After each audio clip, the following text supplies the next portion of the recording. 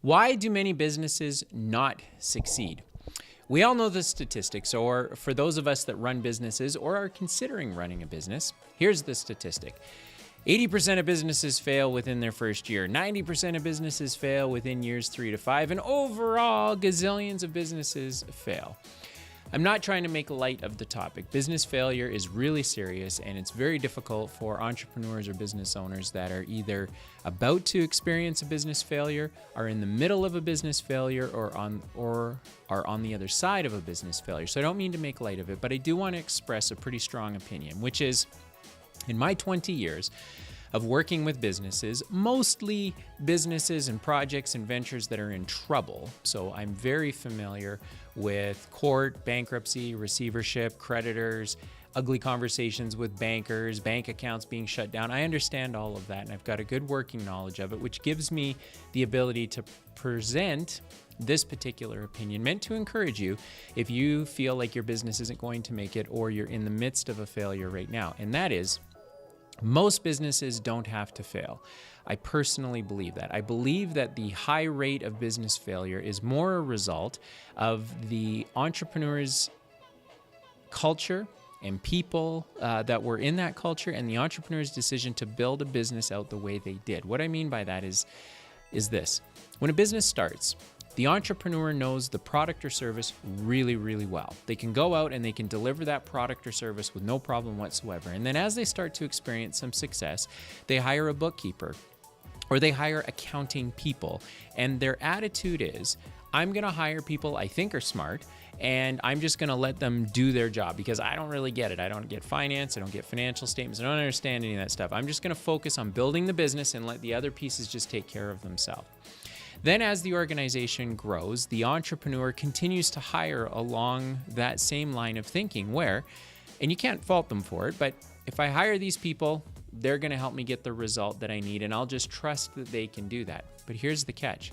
Entrepreneurs still need to lead those people.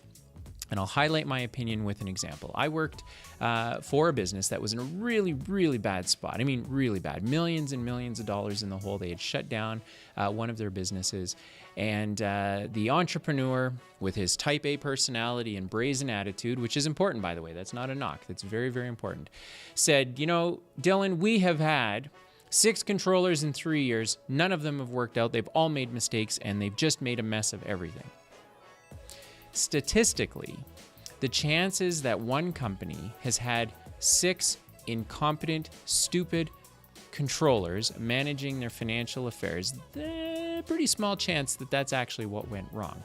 My opinion is that the entrepreneur simply hired someone, thought because they were hiring someone that was smart and paying them a lot of money that they were just going to do the job, but that isn't how it works. In an organization, people need to be led.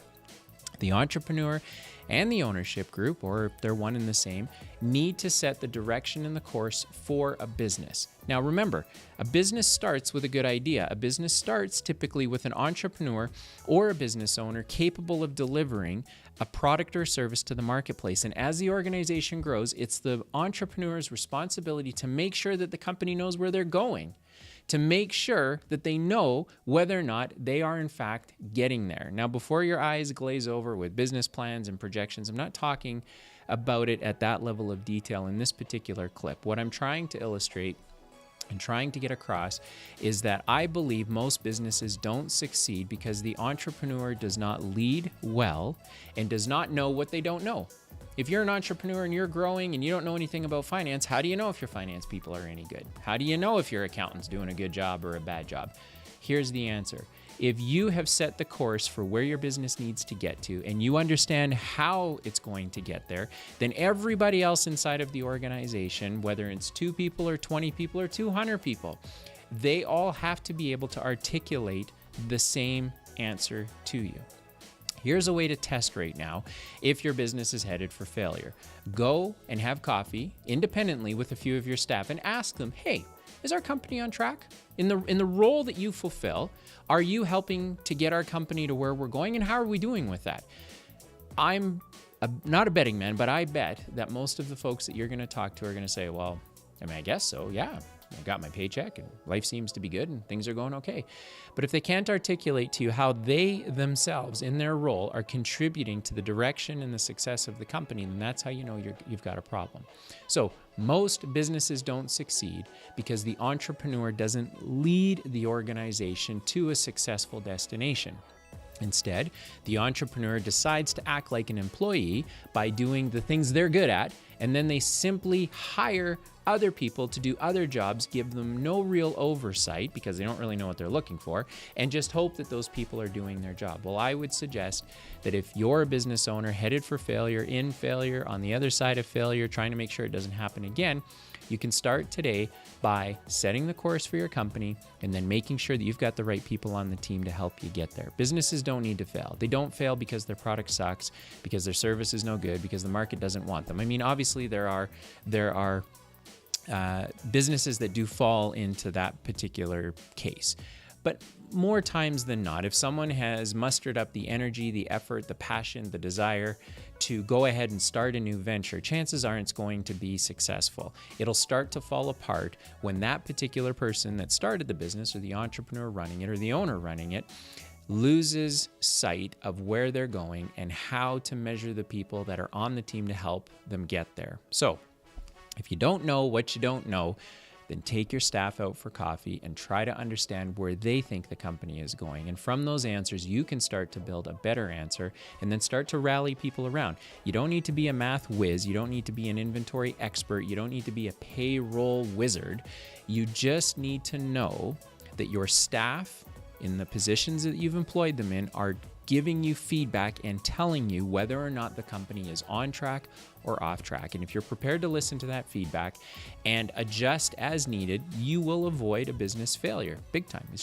I think it's just a fact. So hopefully that encourages you today. I really hope that if you've taken a risk to start a business, to produce a better life for yourself, for your family, whatever the reasons are, that you don't miss the most obvious thing that can guarantee you get there, which is get the right people to help you make sure that you're on a path to somewhere, not on a path to nowhere. So thanks for listening.